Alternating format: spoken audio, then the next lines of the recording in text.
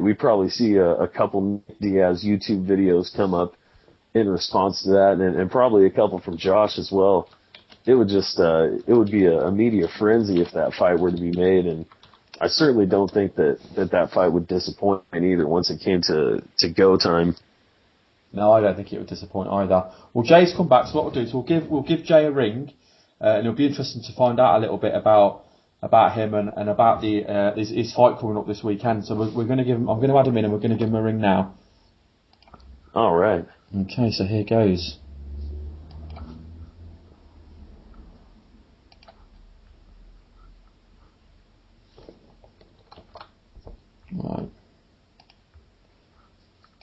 Right, we're ringing Jay now.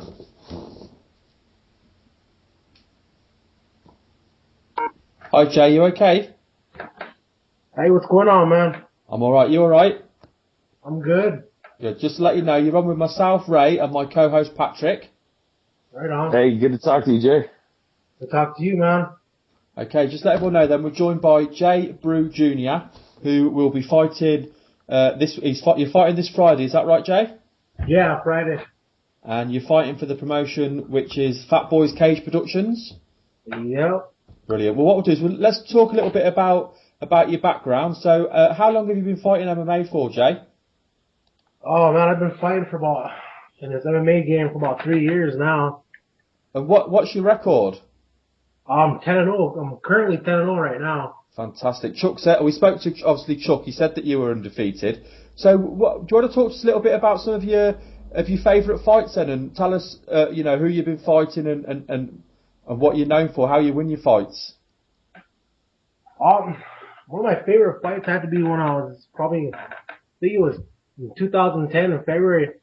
I fought this big 6'10" guy, and odds were all against me, He was training for 5 months for me, and I took the fight within a month, and it was a tough fight. We went 3 rounds in 5 minutes apiece. And ended up TKOing him in the third round, which is pretty good. Him being 6'10", it was a little game changer for me because usually I'm the bigger guy on the other side of the cage, What's your style, Jay? How do you like to win your fights? I usually like standing up, but I can go to the ground. I do have a wrestling background, and then I've had a coach that helped me out with Jujitsu, so I know a little bit of the basics of Jujitsu. But I usually like standing, or if I can take it to the ground, it's usually ground and pound. I usually win by majority of all my fights since my 10-0 fights. I've all won by TKOs. So obviously you are a bit of a TKO or a KO artist then. So with your jiu-jitsu, have you learned the basics more as a defence to obviously make people fight your fight? Yeah, I mean I fought a Division I wrestler, and my basic jit kind of got me out of all his little holes, which was good, because he was a strong guy, man. He was a heck of an opponent. But all my takedown defenses and everything, and with my background in jiu-jitsu, just the simple stuff, knowing, helped me out to come out with a TKO in that fight also, which was good. And with regards to your 10 TKOs, how are they spread out across the rounds? A majority of them round one, or? My only fights that went into the third round, past the first round, was that fight I was talking about with 6'10" guy. Otherwise, I usually end the fights within a minute to a minute 30 in the first round. What height are you, Jay? I'm about 6'2", 6'3", somewhere around there. I've never really measured myself, I guess. So you're obviously quite a big guy, but there was quite an obvious difference then when you were fighting the 6'10" guy. Yeah, there's a heck of a reach. Well, let's talk a little bit about this event coming up on Friday. So you're main eventing, is that correct? Yeah. And who's your opponent? Golden Denny from Rocky Boy, Montana. And do you know what his record is? I'm not too sure about his record. He just kind of stepped up last minute because the guys that are supposed to fight me all backed out within, I believe 3 guys backed out on me within a month. Yeah, Chuck had said to me that they were struggling to get opponents for you. And are you the champion of the promotion as well? Is that correct? Yeah, I'm the super heavyweight champion of the promotion. And how many different promotions have you fought for with your 10 fights? I fought for Highline Cage Promotions. I believe I can't really remember the last one I fought in Glasgow, Montana. I'm not too sure if he was Highline or Great Northern, but then I fought for Extreme Beatdown cage fighting and American Indian MMA cage fighting, and then of course Fat Boys cage fighting promotion. Those are just the ones I fought for so far. So let's talk a little bit about Fat Boys Cage Productions this weekend. Cause we've got an event coming up this Friday. So Yeah. how many fights are actually on the card? Do you know? Chuck was telling me that there's at least maybe 12 to 13 fights right now. That's exciting then, isn't it? Do you know any of the other guys that are fighting? Do you train with any of them or anything like that? I've trained with Doug Garfield. He's an older guy, probably about in his 40s, but he's got a heck of a reputation around here. He's a tough guy. He's about one of the toughest guys I've sparred against around here and I've ever went up against, even in my fighting. He's a tough guy. For an old guy, he's pretty darn tough, man. Do you mind me asking how old you are, Jay? I'm 23. Wow, so you're extremely young then. Yeah. What's your ambition within the sport, Jay? I'm just trying to make a name for myself out there and put Indian MMA on the map, because I don't see too many Native American fighters out there, and I want to be one of the few that gets out there, makes a name for us. I think that's brilliant. Is there many, obviously Native American? Is there many around where you are that train and fight as well? Yeah, there's the majority of those fights on this card are all Native American fighters, all from around the area. We even got two, I believe it's one or two Canadian Native American fighters coming up from Regina area in Canada. Yeah. And then there's the whole card's gonna majority Native Americans. Does it make you proud to be representing, to be headlining a card that is predominantly Native American, obviously with yourself being Native American as well? Yeah, I mean, it's good. I mean, it's a good thing because it's better than doing something negative. I mean, it's good to see that there's youngsters getting in the sport now. I mean, following from us, because when we first started MMA here on the reservation, it wasn't that big 3 years ago. And as the years pass, it's grown and it's cool, You see young kids wanting to wrestle now just so they could be MMA fighters. Like, oh, I want to be like Jay Brugh someday. It's cool hearing that, seeing little kids saying that. I mean, you've actually made an impact on somebody. No, I think that's absolutely fantastic. It just shows it's what you get if you put a little bit of hard work in, which obviously you've done. Yeah. Well, I know Patrick's eager to jump in, so you ready to go, Patrick? Yeah, definitely. And thanks again for coming on, Jay. It's great to talk to you.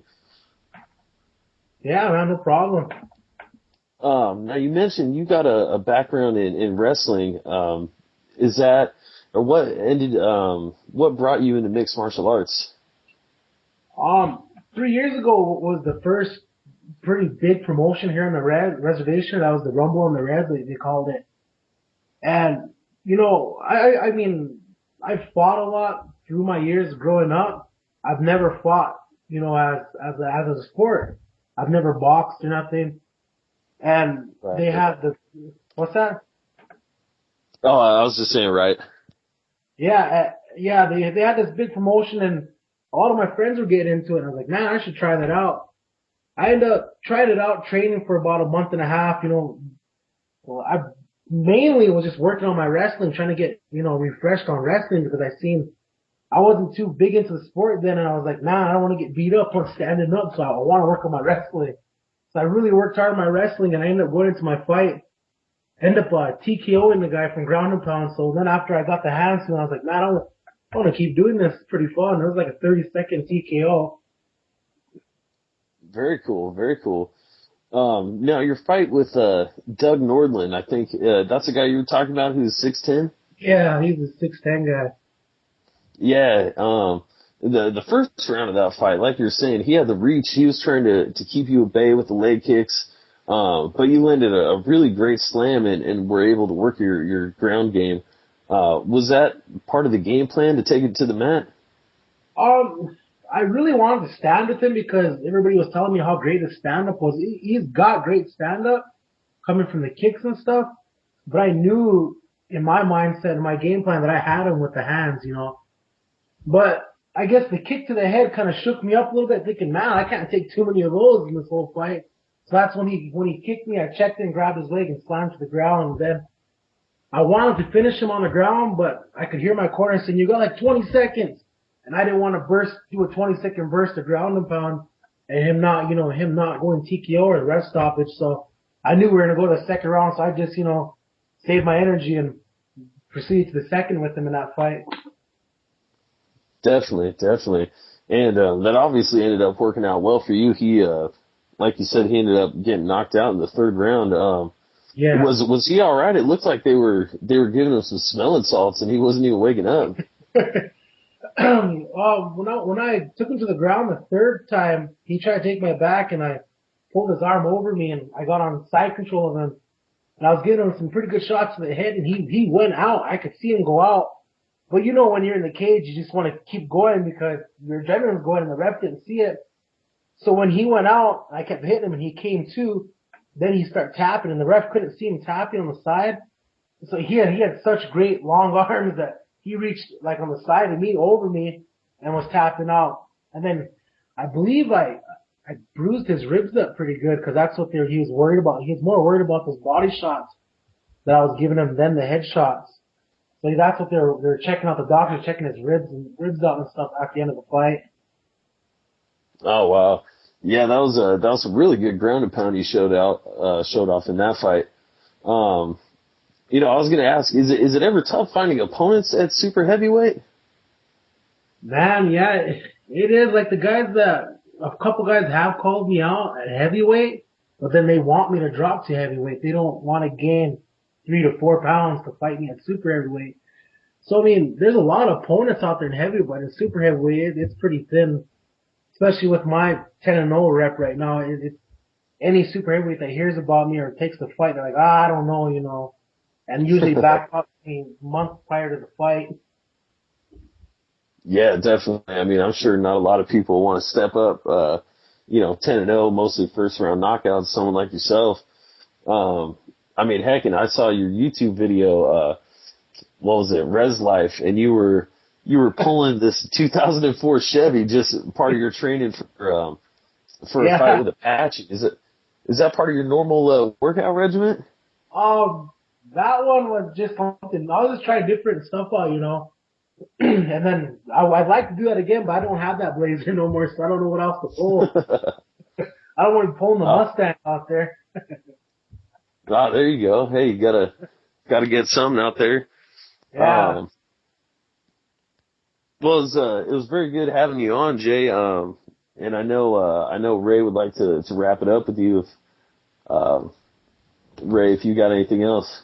I just want to say, Jay, we really appreciate you coming on. It's been an absolute pleasure talking to you. It's so interesting as well with your Native American background as well, hearing how you've become a community leader really within fighting, and now you've got all the youngsters looking up to you, which is fantastic. Yeah, man. Thanks for having me on the show, man. It was an honor. Well, we loved it, Jay. If you want to give anyone a shout out, any friends or family, and obviously shout out your promotion as well. Yeah, I'd like to give a shout out to the Fat Boys Cage Production, Mike Colgan, Cody Weinberger, and Chuck Weinberger, and a few of my sponsors, Skinful Pleasures Tattooing, Fort Berthold Tribe, and the Fort Bears Casino and Lodge. I know you're on Facebook, Jay. Are you on Twitter as well? I do have a Twitter account, but I'm not really too used to it, so I've really never taken advantage of it. But if people want to check you out on Facebook, they can add you on Jay Brugh Jr., can't they? Yeah, they can add me on Facebook. Cool. Well, thank you very much for being on the show. We look forward to seeing you fight on Friday, and obviously we look forward to following your career as well. Yeah, man. Thanks, man. Appreciate it. Thanks, Jay. We'll speak to you soon, mate. Yeah. Thanks, bye. Jay. See you later. Bye. Yeah, bye. And that was Jay Brugh Jr. He's obviously a really, really nice guy to speak with, but I would not want to be on the other side of that cage. I really wouldn't. Oh my gosh, that's for sure. It really was great to speak with him, and a man with a Native American background like that. I have a little bit of Native American in my background as well, and it's always great to see fighters like that coming up and doing good things. Guys like Dan Hornbuckle blaze the way, and it's good to see guys like Jay Brugh coming up and representing the next generation. 23 as well. Again, we spoke to two real young prospects today, haven't we? Yeah, absolutely. Two young, undefeated prospects, and both look to have bright futures ahead of them. Yeah, certainly ones to watch. I mean, I don't care what level you're fighting at. 10-0 in any level is impressive. Yeah, absolutely, and majority of them being by way of first round knockout. That's just, definitely a statement to what he can do in the cage and why they call him the monster. I know we spoke to. I've been messaging back and forth with Chuck on Facebook.